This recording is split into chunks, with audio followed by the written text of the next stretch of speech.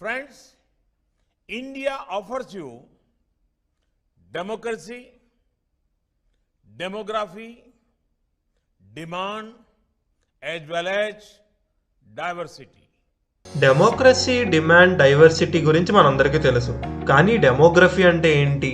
Demographic dividend, demographic window, demographic nightmare లాంటి పదాల గురించి, మన కంట్రీ ఓల్డ్ అయ్యేలోపు రిచ్ అవ్వాల్సిన అవసరం గురించి, ఇంకా ఎలా అవ్వాలి అనే వాటి గురించి ఈ వీడియోలో డిస్కస్ చేద్దాం.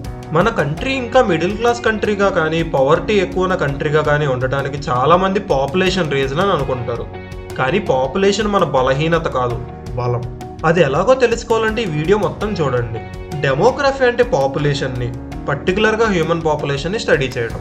దీనిలో age, religion, gender, ethnicity, blood groups లాంటివి చాలానే స్టడీ చేయొచ్చు. కానీ మనం ఈ వీడియోలో డెమోగ్రఫీని ఓన్లీ ఏజ్ పర్స్పెక్టివ్లోనే మాట్లాడుకుందాం. ఏదైనా కంట్రీ రిచ్ అవ్వటం ఎలా అని ఆలోచిస్తే మనకు 2 వేస్ మాత్రమే ఐడియా వస్తాయి. ఒకటి, gold, oil, coal, rare earths లాంటి అపారమైన న్యాచురల్ వెల్త్ ఉండాలి. లేదా ఎలాంటి దేశంలో అయినా వెల్త్ క్రియేట్ చేయగలిగే మానవ సంపద అంటే పాపులేషన్ ఉండాలి. ఇంత గ్లోబలైజ్ అయిన వరల్డ్లో న్యాచురల్ వెల్త్ అనేది వేరే కంట్రీ ప్రొడ్యూస్ చేసేంత వరకు కానీ దానికి ఆల్టర్నేటివ్ కనిపెట్టేంత వరకు మాత్రమే సరిపోతుంది. సో అసలైన వెల్త్ అనేది పాపులేషన్ మాత్రమే. ఓల్డ్ పాపులేషన్ నుంచి వెల్త్ క్రియేషన్ ఎక్స్పెక్ట్ చేయలేం కాబట్టి టోటల్ వర్కింగ్ పాపులేషన్ అనేది ఎక్కడ ఎక్కువ ఉంటే అక్కడ వెల్త్ క్రియేషన్కి ఎక్కువ ఛాన్స్ ఉంటుంది. మరి ప్రపంచంలో అన్ని దేశాల కంటే ఎక్కువ వర్కింగ్ పాపులేషన్ ఎక్కడుంది అంటే ఆన్సర్ ఇండియా. ఎందుకంటే మన కంట్రీలో 15 to 60 years ఏజ్ ఉన్న పాపులేషన్ ఎస్టిమేట్ ప్రకారం 66% ఉన్నారు. అంటే ప్రతి 3 2 వర్క్ చేసే ఏజ్లో ఉన్నట్టు, ఇంకోలా వెల్త్ క్రియేట్ చేసే ఏజ్లో ఉన్నట్టు. ఇది ఐడియా రావడం కోసం ఇంకొక ఎగ్జాంపుల్, యావరేజ్ ఏజ్. ఏదైనా కంట్రీకి యావరేజ్ ఏజ్ తక్కువ ఉంటే ఆ కంట్రీ యంగ్ అని, ఆ కంట్రీలో చాలా మంది పాపులేషన్ వర్కింగ్ ఏజ్లోనే ఉన్నట్టు అర్థం. జీడిపిలో టాప్ 25 ఉన్న కంట్రీస్లో ఇండియానే యంగెస్ట్ కంట్రీ. కానీ ఇండియా రిచ్ కంట్రీ కాదు కదా, పవర్టీ చాలా ఎక్కువ ఉంది కదా అంటే, ఎలా అయితే వనరుల్ని వెలికి తీసి ఉపయోగించేంత వరకు దానికి విలువ లేదో, వర్కింగ్ పాపులేషన్కి కూడా వర్క్ ఇచ్చి వాళ్ళ కంప్లీట్ పొటెన్షియల్ని యూజ్ చేసుకోలేకపోతే ఆ దేశానికి వెల్త్ క్రియేట్ అవ్వదు. ఇలా వర్కింగ్ పాపులేషన్ యొక్క అడ్వాంటేజ్ని యూజ్ చేసుకోవటమే డెమోగ్రఫిక్ డివిడెండ్ అంటారు. అంటే వర్క్ చేయలేని పాపులేషన్ కంటే వర్క్ చేసే పాపులేషన్ ఎక్కువ ఉండడం వల్ల ఆ కంట్రీ జీడిపి గ్రోత్కి చాలా పొటెన్షియల్ న్యాచురల్గానే ఫామ్ అవుతుంది. మరి ఇండియాకి ప్రెసెంట్ ఉన్న డెమోగ్రఫిక్ డివిడెండ్ ఎప్పటికీ అలానే ఉంటుందా అంటే ఖచ్చితంగా ఉండదు. ఎందుకంటే జనం ఎడ్యుకేట్ అయ్యి పాపులేషన్ గ్రోత్ తగ్గటం వల్ల, ఇంకా health and medical science advance అయ్యి లైఫ్ ఎక్స్పెక్టెన్సీ ఓవరాల్గా పెరగడం వల్ల న్యాచురల్గానే పుట్టే వాళ్ళ కౌంట్ చనిపోయే వాళ్ళకంటే తగ్గిపోతుంది. అప్పుడు వర్క్ చేయగలిగే పాపులేషన్ కంటే ఓల్డేజ్ పాపులేషన్ ఎక్కువయ్యి డెమోగ్రఫిక్ డివిడెండ్ ఎండ్ అయిపోతుంది. స్టడీస్ ప్రకారం రఫ్గా ఈ డెమోగ్రఫిక్ డివిడెండ్ అనేది ఆల్మోస్ట్ ప్రతి కంట్రీకి ఒక 30-40 years వరకు ఉంటుంది.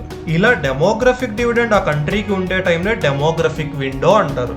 మన ఇండియాకి డెమోగ్రఫిక్ విండో రఫ్గా 2010లో స్టార్ట్ అయింది. అంటే సుమారు 2050 వరకు మనకి ఈ డెమోగ్రఫిక్ ఆపర్చునిటీ ఉంటుంది. ఈ ఆపర్చునిటీ టైంలో వర్క్ చేయలేని పాపులేషన్ మీద ఎక్స్పెన్సెస్ తక్కువగా ఉంటాయి. సపోజ్ ఓల్డ్ ఏజ్ కోసం అవసరమయ్యే pension, health care, parks and infrastructure లాంటి బర్డెన్ ఉండదు. ఎడ్యుకేషన్ అవసరమయ్యే పాపులేషన్ కూడా తక్కువ ఉండటం లాంటి వాటి వల్ల ఓవరాల్గా పెట్టాల్సిన ఖర్చు తక్కువ ఉంటుంది. కానీ అన్ని కంట్రీస్కి ఇది అడ్వాంటేజెస్గా ఉండకపోవచ్చు. ఈ డెమోగ్రఫిక్ విండోలో బిగ్గెస్ట్ డిసడ్వాంటేజ్లో మారేది unemployment and labour force participation. సరైన విజన్ కంట్రీకి లేకపోయినా, ఇంకేదైనా రీజన్స్ వల్ల అయినా వర్కింగ్ పాపులేషన్ ఎక్కువ డ్రాస్టిక్గా పెరిగిపోవడం వల్ల అన్ఎంప్లాయ్మెంట్ పెరిగిపోతుంది. అండ్ ఒక జాబ్ ఉంటే మగవాళ్లే జాబ్ చేయాలి అనే ఇలాంటి మన ప్యాట్రియార్కల్ సొసైటీలో ఆడవాళ్లలో పనిచేసే వాళ్ళ నెంబర్ తగ్గిపోతుంది. దీన్నే లేబర్ ఫోర్స్ పార్టిసిపేషన్ అంటారు. ఈ అన్ఎంప్లాయ్మెంట్ వల్ల మనం కనుక ఈ డెమోగ్రఫిక్ డివిడెండ్ని యూజ్ చేసుకోలేకపోతే, ఏ పాపులేషన్ అయితే వర్కింగ్ ఏజ్లో ఉన్నప్పుడు వరం అయిందో అదే పాపులేషన్ ఓల్డ్ అయిపోయి కంట్రీకి బర్డెన్ అవుతారు. దీన్నే డెమోగ్రఫిక్ నైట్మేర్ అంటారు. అప్పుడు వర్క్ చేసే పాపులేషన్ తగ్గిపోతారు, వర్క్ చేయలేని పాపులేషన్ పెరిగిపోతారు. ఈ నాన్ వర్కింగ్ పాపులేషన్కి వర్కింగ్ పాపులేషన్కి రేషియోనే డిపెండెన్సీ రేషియో అంటారు. అంటే ఈ డెమోగ్రఫిక్ నైట్మేర్లో డిపెండెన్సీ రేషియో అనేది చాలా ఎక్కువైపోతుంది. ఇప్పుడు మన ఇండియా సిచ్యువేషన్కి వస్తే ఈ డెమోగ్రఫిక్ విండో ఇచ్చే ఆపర్చునిటీని యూజ్ చేసుకుంటున్నట్టు కనబడట్లేదు. దానికి నిదర్శనమే హై అన్ఎంప్లాయ్మెంట్ రేట్. మనం ఆలోచిస్తే మన డెమోగ్రఫిక్ విండో 2010లో స్టార్ట్ అయింది కాబట్టి ఆల్మోస్ట్ 12 years అయిపోయింది. అంటే ఉండే 30-40 yearsలో ఆల్రెడీ 30% వేస్ట్ చేసేసాం అనుకోవచ్చు. ఇది టైంకి సంబంధించిన మ్యాటర్ కాబట్టి మనం 2 పనులు చేయగలం. పాస్ట్ నుంచి మనం చేసిన తప్పు ఏ ఒక్క పొలిటికల్ పార్టీ మీద నెట్టేయకుండా మనం ఆపర్చునిటీని యూజ్ చేసుకోలేకపోయామనే రియలైజేషన్ అవ్వగలిగితే చాలు. రెండవది, ఫ్యూచర్ని కంప్లీట్గా మిస్ అవ్వకుండా ఆపర్చునిటీని క్యాష్ చేసుకోవాలి. దానికోసం ఆ పార్టీ చేయలేదు ఈ పార్టీ చేసింది అనే బ్లేమ్ గేమ్ స్టార్ట్ చేయకుండా ఎంప్లాయ్మెంట్ అనేది ఎలక్షన్స్లో మెయిన్ ఎజెండా అవ్వాలి. చాలా ఎజెండాస్ ఉంటాయి, దానిలో ఎంప్లాయ్మెంట్ కూడా ఉంటుంది కదా అనుకోకండి. ఎంప్లాయ్మెంట్ జనరేట్ చేయాలంటే కంట్రీ ఇండస్ట్రీస్ని తీసుకురావడం, ఇన్ఫ్రాస్ట్రక్చర్ మీద స్పెండ్ చేయడం లాంటి ఎకనామిక్ రైట్ ఉండే పాలసీస్ని తీసుకోవాలి.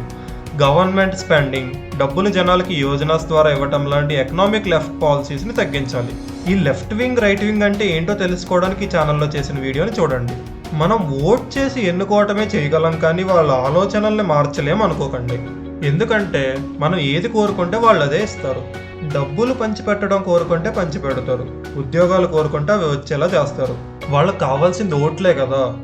ఓటు వేసే వాళ్ళు ఏం కోరుకుంటే వాళ్ళు అదే ఇస్తారు. మనకి ఏం కావాలో నిర్ణయించుకోవడంలోనే దేశ భవిష్యత్తు ఆధారపడి ఉంది.